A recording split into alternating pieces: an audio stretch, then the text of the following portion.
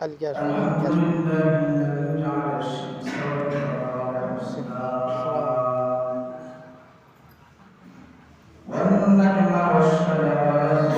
আসসালামু আলাইকুম। বাবা, পাওয়ার অফ হয়ে গেছে যে। কম সাইজ। জি হ্যাঁ, জি আসসালামু আলাইকুম। কি হয়েছে? ভালো? শরীর খারাপ না?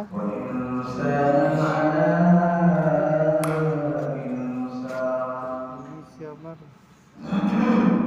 কাছের সমস্যা না? জি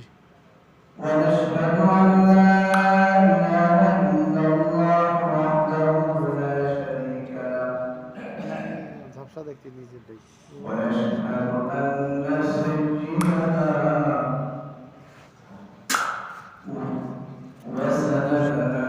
পরিষ্কার দেখতেছি। হ্যাঁ, পরিষ্কার দেখতেছি।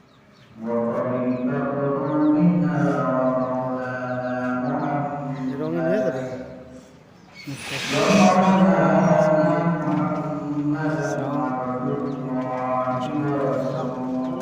কি অবস্থা? হ্যাঁ, আছে কম গেছে।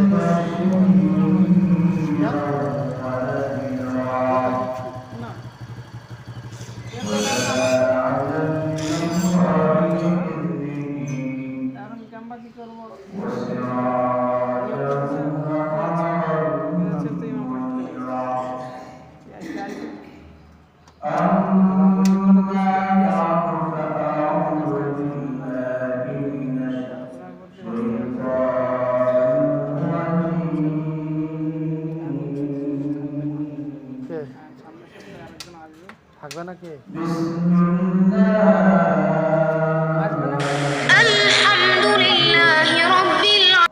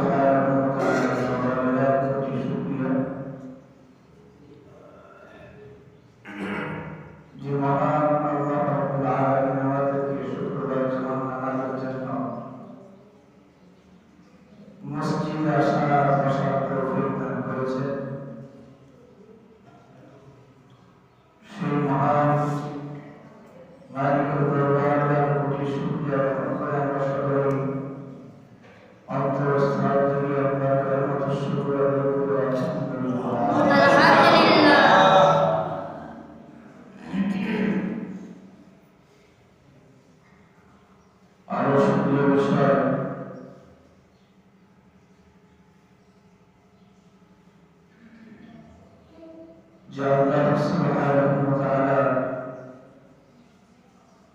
আমাদেরকে আরবির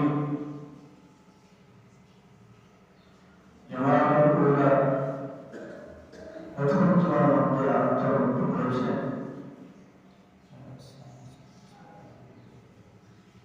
জামাতুল ইসলাম প্রথম জমার অন্তর্ভুক্ত হয়েছে এই জন্য সেই মহান মালিক দরবারে আল্লাহ শুকরিয়া আদায় করি।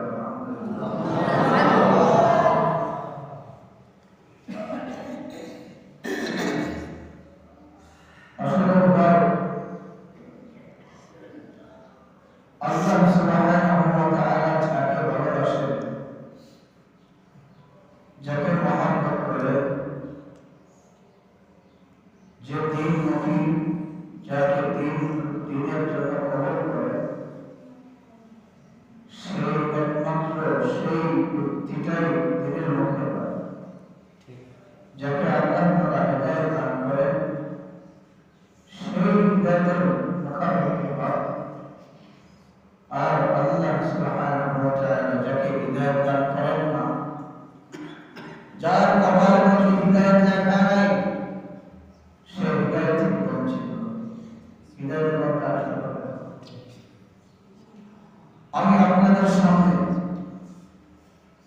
যে আয়াত কারিমা তেলাওয়াত করছিলাম, এই তেলাওয়াতের মধ্যে আল্লাহ তাআলা বলেন, যাকে আমি হিদায়াত দান করি, শুধুমাত্র তারাই দ্বীনের পথে আসে, হিদায়াতের পথে আসতে পারে। তারাই হিদায়াত প্রাপ্ত যারা মুমিন, ঈমানওয়ালা, যাদের মধ্যে ঈমান মুত্তাকি পরহেজগার, শুধু তারাই একমাত্র এই আয়াতের মধ্যে এটাই বুঝেছে।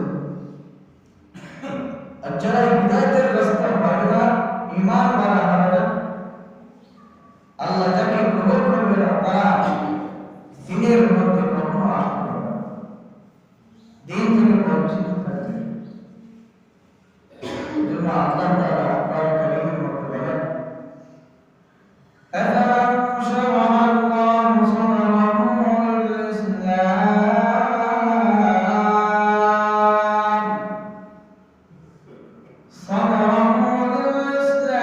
فهو على نور من ربه فالقاسية قلوبهم من ذكر الله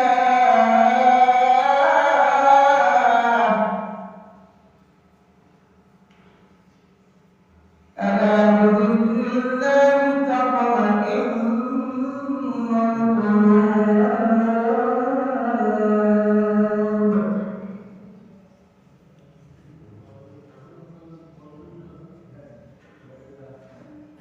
আসলে আমাদের মসজিদ মহল্লা, এজন্য আমরা আসতে দেরি করলেও এই কোরআনের আলোচনা এখন পর্যন্ত শুনতে মসজিদে চলে আসে। সাগর ঢুকে সাগরে চলে আসবে।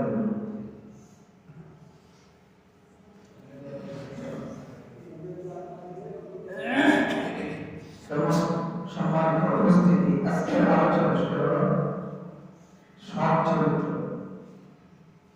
কি আলোচনা শুরু হলো? সৎ চরিত্র। চেষ্টা করি ধারাবাহিকভাবে আলোচনা করার।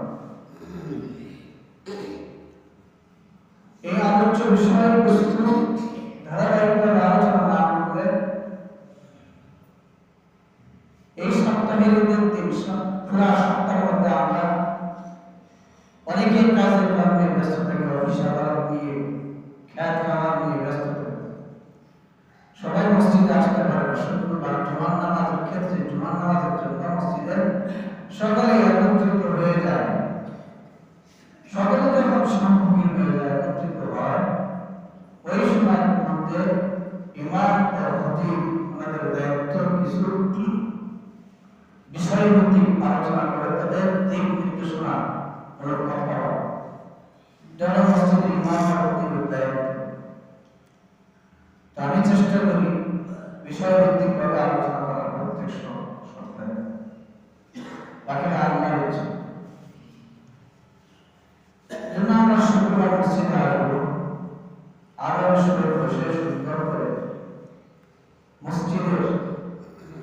ইমাম খতিব যে কথাগুলো বলবেন, আলোচনা করতেছেন, এই কথাগুলো সুন্দর করে মন দিয়ে দেখে শ্রবণ করা আমাদের নির্দেশ, যাতে জিন্দেগিকে পরিবর্তন করতে পারে, জীবনটাকে পরিবর্তন করা হয়।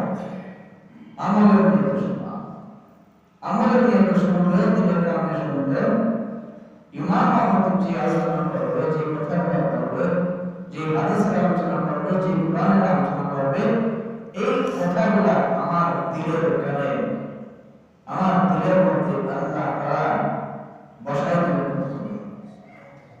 সুবহানাল্লাহ।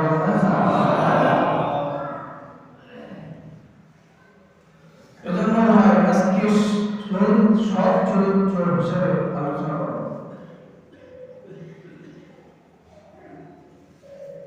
তার আগে আমি প্রশ্ন করি আপনারা একটু আমাকে উত্তর দিন। আমরা কি আল্লাহর হাবিব জনাব মুহাম্মদ রাসূলুল্লাহ সাল্লাল্লাহু আলাইহি ওয়াসাল্লামকে চিনি? সবাই চেনেন? নবীজিকে সবাই চেনেন? নাম শুনছেন? নাম শুনছেন?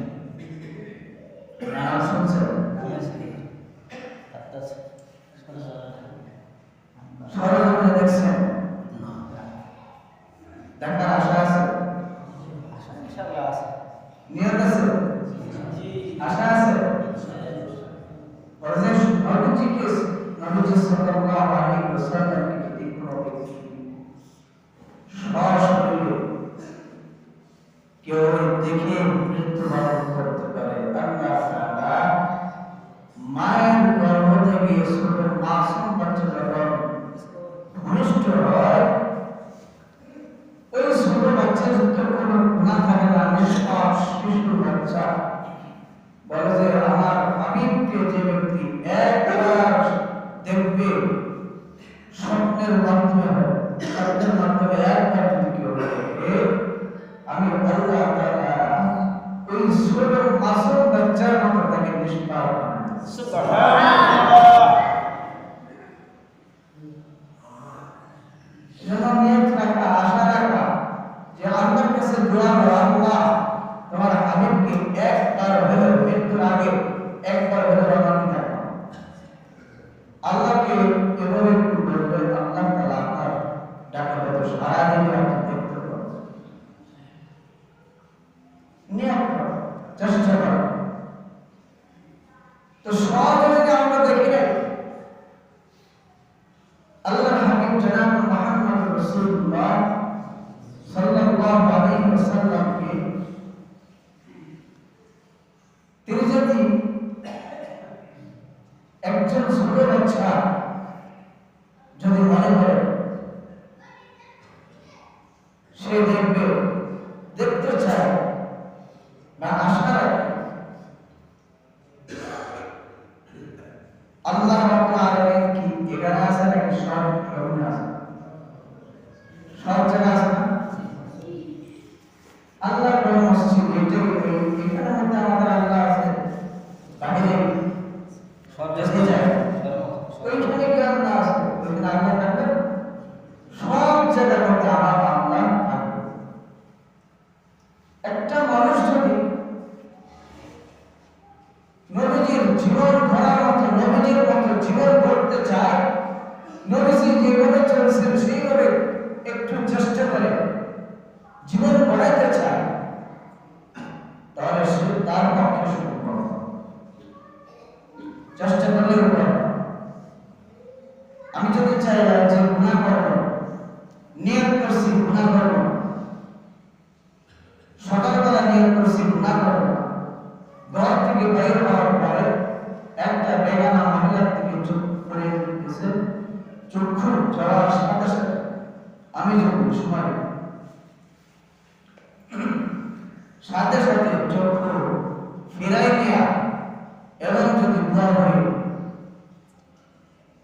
আল্লাহুম্মা ইন্নী আউযু বিকা মিন ফিতনাতিন নিসা, আল্লাহুম্মা ইন্নী আউযু বিকা মিন ফিতনাতিন নিসা,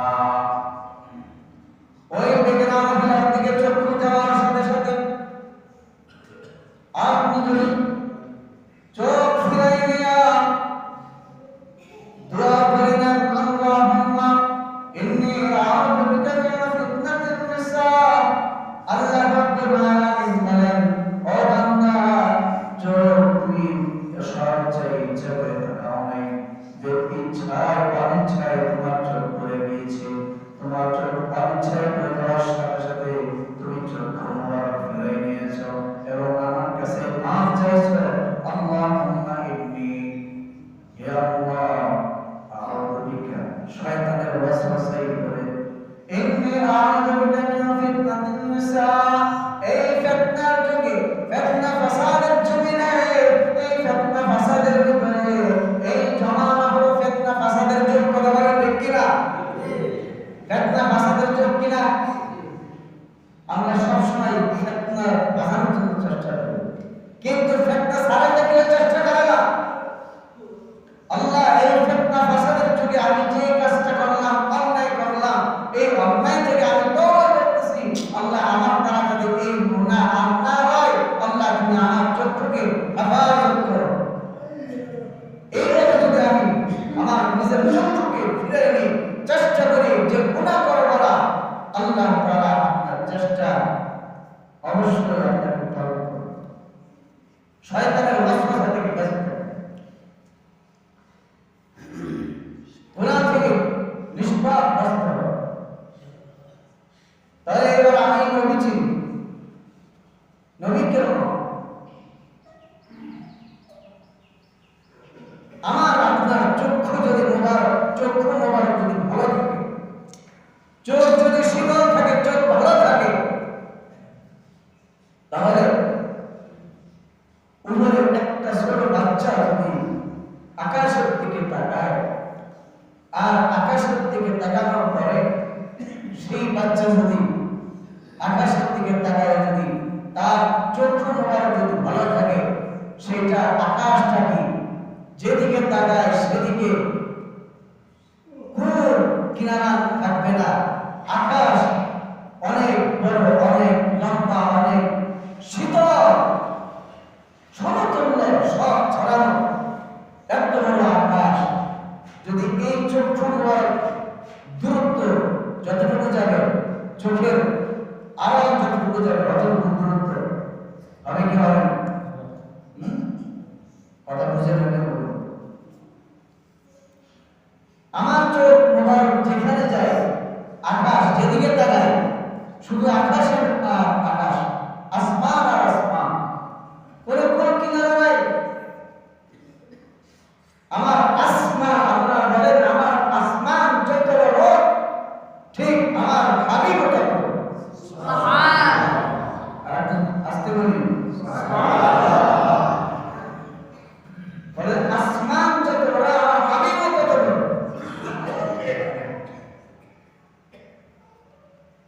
তো নবীদের মতো যদি গড়াইতে চায়, জীবন করতে চায়, তাহলে আমার করতে হবে, আমি যদি চাই নবীদের আদর্শ অনুযায়ী চলব, নবীদের আদর্শকে সঠিকভাবে পালন করব, ঠিক রাখবো, আমাকে নবীদের আদর্শের মধ্যে আমার জীবনটাকে নবীদের আদর্শের উপরে সাজায় রাখবো, সাজায় রাখবো। যদি এটা করে,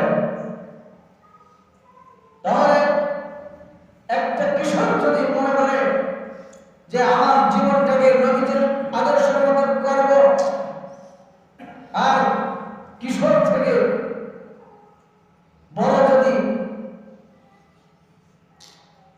মনে চায় যে আমি আমার জীবনকে নবীদের আদর্শের মতো বানাবো, একজন স্বামী যদি চায় সে নবীদের আদর্শের মতো হবে, সে যদি নিয়ম এইভাবে খেয়াল করে, আর একজন মা